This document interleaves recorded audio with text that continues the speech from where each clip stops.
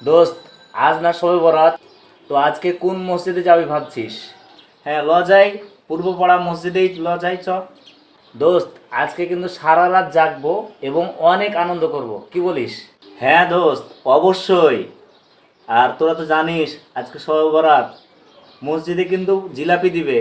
আমরা জিলাপি খাবো এবং সারা রাত আনন্দ করব।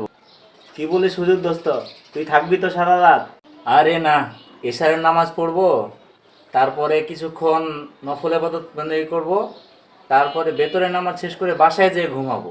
আরে তুই না হুজুর, হ্যাঁ, সারা রাত আজকে জাগতে হয়, তুই জানিস না? আমরা সারা রাত জাগবো আর তুই বলছিস যে বাসায় যেয়ে ঘুমাবো?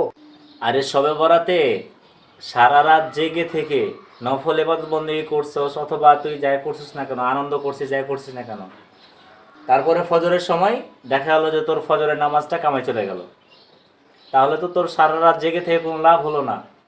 তাছাড়া তোরা হয়তো জানিস যে ফজরের নামাজ পড়াটা কত বেশি গুরুত্বপূর্ণ। আমরা যদি সুন্নত তরিকায় কিন্তু সারা রাত যদি ঘুমাই, তাহলে কিন্তু আমাদের ঘুমটাও ইবাদত হয়ে যায়।